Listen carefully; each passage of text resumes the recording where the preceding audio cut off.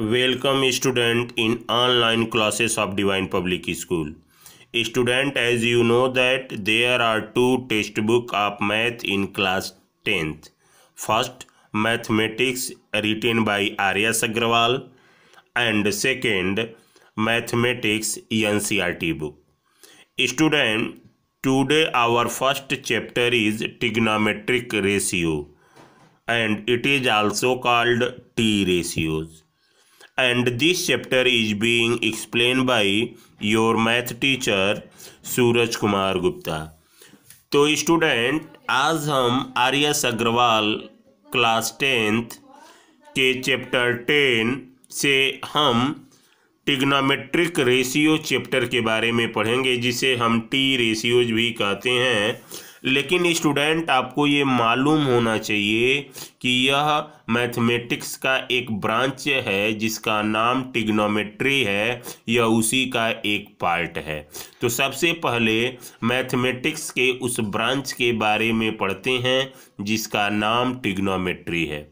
जैसा कि class 9th में हमने मैथ में बहुत सारे पार्ट पढ़े थे, like statics, geometry, algebra etcetera. उसी तरह क्लास 10th में हम ट्रिग्नोमेट्री के बारे में पढ़ेंगे। स्टूडेंट, यहाँ पे लिखा हुआ है trigonometry, it is that branch of mathematics which deals with the measurement of angles and the problems allied with angle. Student, trigonometry mathematics का ब्रांच है जिसमें हम केवल और केवल राइट एंगल्ड ट्रायंगल में हम उससे रिलेटेड एंगल्स के मेजरमेंट और उससे रिलेटेड प्रॉब्लम को सॉल्व करते हैं। स्टूडेंट, यहाँ पे ये बात माइंड करने वाली है कि ट्रिग्नोमेट्री सिर्फ और सिर्फ राइट एंगल ट्रायंगल पर ही अप्लाई किया जाता है। स्टूडेंट, आगे देखें यहाँ पर, अब जो चैप्टर का नाम है टी रेशियोज, अब उसके बारे में जानेंगे। टी रेशियोज को हम ट्रिग्नोमेट्रिक रेशियो कहते हैं। Student, there are 6 types of T ratios की स्टूडेंट 6 टाइप्स के टी रेशियोज होते हैं जिनका नाम यहाँ पर मेंशन किया हुआ है। Sine, cos, tan, cosec, sec and cot. ये 6 टी रेशियोज होते हैं। एक बार फिर नाम हम बोल दें, sine, cos, tan, cosec, sec, cot. These are called T ratios. Student, T ratios के बाद एक ट्रिग्नोमेट्री में बड़ा ही इम्पोर्टेंट चीज़ है जिसके बारे में हम आपको बताएं कि trigonometry is only applied on right angle triangle. Student, अगर हम एक राइट एंगल ट्रायंगल लें, ट्रायंगल का नाम है ABC, जो कि एक राइट एंगल ट्रायंगल है, यहाँ पर मेंशन भी है। और किसी भी राइट एंगल ट्रायंगल में 2 एक्यूट एंगल होते हैं। तो इस ट्रायंगल में एंगल C और एंगल A एक्यूट एंगल है, जो यहाँ पर मेंशन किया गया है। स्टूडेंट, अगर हम एंगल C, जो कि एक्यूट एंगल है, अगर हम उसे थीटा ले लें, स्टूडेंट, थीटा की जगह आप चाहें तो अल्फा ले सकते हैं, फाई ले सकते हैं, बीटा ले सकते हैं। ये आपके ऊपर है कि आप क्या लेना चाहते हैं। हमने यहाँ पर एंगल C को थीटा माना है। तो स्टूडेंट, आपको मालूम होना चाहिए कि किसी भी राइट एंगल ट्रायंगल में 90 डिग्री का जो अपोजिट साइड होता है वो हाइपोटीनस कहलाता है। फिर एक बार ध्यान रखिए स्टूडेंट कि राइट एंगल ट्रायंगल में 90 डिग्री का जो अपोजिट साइड होता है वो हाइपोटीनस कहलाता है, और राइट एंगल ट्रायंगल में जो हाइपोटीनस होता है वह लॉन्गेस्ट साइड होता है ट्रायंगल। और दूसरी बात, थीटा का जो अपोजिट, जिसको भी हम थीटा एक्यूट एंगल में चाहे ए को थीटा माने या सी को थीटा माने, तो स्टूडेंट, थीटा का जो अपोजिट साइड होता है, थीटा का जो अपोजिट साइड होता है उसको हम परपेंडिकुलर के नाम से जानते हैं, और जो साइड बच जाता है उसे हम बेस कहते हैं।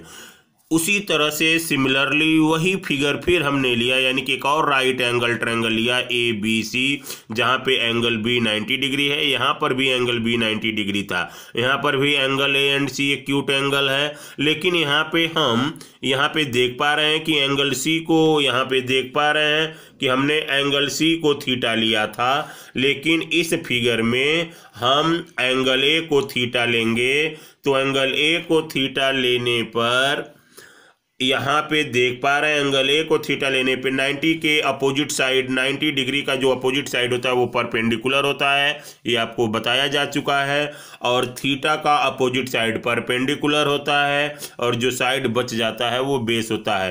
तो स्टूडेंट, मैं इस फिगर के माध्यम से आपको ये बताना चाहता हूँ कि अगर थीटा की वैल्यू को हम चेंज करते हैं तो बेस यहाँ पे देख रहे हैं कि थीटा ये है तो परपेंडिकुलर ए बी है और बी सी बेस है। लेकिन स्टूडेंट, जब हम एंगल ए को थीटा मान ले रहे हैं तो बी सी परपेंडिकुलर हो जा रहा है और ए बी बेस हो जा रहा है। तो इस तरह से ये बात क्लियर है कि अगर हम थीटा चेंज करते हैं तो हाइपोटेनस तो चेंज नहीं होता राइट एंगल ट्रायंगल में, बट उसका बेस और परपेंडिकुलर एक दूसरे से इंटरचेंज हो जाते हैं। स्टूडेंट, अब हम बात करें तो अब यहाँ पे आप देख पा रहे हैं यहाँ पर स्टूडेंट कि यह एक ट्रिक है। यहाँ पे ट्रिक ये है कि यहाँ पर जो हमने कहा था जो 6T रेशियोज हैं उन्हें प्रॉपर वे में याद करना रहता है, जैसा कि आपने याद किया था साइन कॉस टेन और फिर उसी ऑर्डर में कोसेक सेक कॉट। ये स्टूडेंट एक ट्रिक है जिसके माध्यम से आपको फार्मूला याद करने में दिक्कत नहीं होगी, टी रेशियोज निकालने में दिक्कत नहीं होगी, अगर इस बात को आप अपनी माइंड में सेट कर पाते हैं तो। यहाँ पे देख पा रहे हैं जो P है वो परपेंडिकुलर है, जो B है वो बेस है और जो H लिखा हुआ है वो हाइपोटेनस है। यानी कि ये तीनों साइड राइट एंगल ट्रायंगल में होते हैं और ट्रिग्नोमेट्री राइट एंगल ट्रायंगल पर ही अप्लाई किया जाता है। तो साइन का मतलब क्या होगा, यानी कि अगर साइन थीटा लेते हैं, अगर आपको जानना है what is the value of sine theta, तो साइन थीटा इक्वल टू होता है P/H, यानी कि perpendicular by hypotenuse. Cos theta equal to आपको जानना है क्या होता है, तो होता है base by hypotenuse. Tan theta equal to जानना है तो टेन थीटा इक्वल टू होता है परपेंडिकुलर बाई बेस। और उसी तरह से अगर हम कोसेक थीटा देखें तो कोसेक थीटा में नीचे से ऊपर, नीचे वाले टी रेशियोज को लेंगे तो उसमें जो वैल्यू है वह नीचे से ऊपर जाएगी। Cosec theta equal to hypotenuse by perpendicular, sec theta equal to hypotenuse by base, cot theta equal to base by perpendicular. और इसे याद करने का जो आसान तरीका है वो है पाकिस्तान भूखा प्यासा। फिर स्टूडेंट सुन लें, पाकिस्तान भूखा प्यासा एंड हिंदुस्तान हरा भरा। पाकिस्तान भूखा प्यासा, पाकिस्तान भूखा प्यासा, हिंदुस्तान हरा भरा। अगर ये बात याद रखते हैं तब वहाँ से आपको क्या फ़ायदा मिलेगा। यहाँ पे देख पा रहे हैं कि then in right angle triangle, triangle ABC and angle B equal to 90 degree. अगर इसमें देखें हम इस फिगर में, जैसा कि पीछे अभी हमने दिखाया था कि एक राइट एंगल ट्रायंगल हमने लिया ABC जिसमें थीटा जो है वो एंगल C को माना गया है, तो 90 डिग्री का अपोजिट साइड हाइपोटेनस, यानी कि यहाँ पे जो हाइपोटेनस होगा वो AC होगा, थीटा का अपोजिट साइड परपेंडिकुलर यानी कि AB परपेंडिकुलर होगा एंड BC बेस होगा। तो स्टूडेंट यहाँ पे देख पा रहे हैं कि साइन थीटा इक्वल टू होता है P/H। यहाँ पे भी स्टूडेंट आप देख पा रहे थे कि sign theta equal to P/H, तो यहाँ पे भी देख पा रहे हैं कि sign theta equal to P/H। इस फिगर में देखें अगर तो यहाँ पे P परपेंडिकुलर जो है वो AB है तो हमने यहाँ पे AB लिख दिया और हाइपोटेनस AC है तो हमने यहाँ पे AC लिख दिया। Similarly student cos theta equal to होता है B/H, तो स्टूडेंट यहाँ पे देख पा रहे हैं cos theta equal to B/H। तो स्टूडेंट इस फिगर में अगर जाएं तो यहाँ पे देख पा रहे हैं B की बेस जो है वो BC है तो हमने यहाँ पे BC लिख दिया और H की वैल्यू देखें इस फिगर में तो यहाँ पर AC है। तो इसी तरह से आप सारे टी रेशियोज को लिख सकते हैं। Tan theta equal to P/B। तो इस फिगर में P क्या है, AB, तो यहाँ पे AB, B क्या है तो BC, तो BC। इस तरह से आप ऑल टी रेशियोज लिख सकते हैं स्टूडेंट।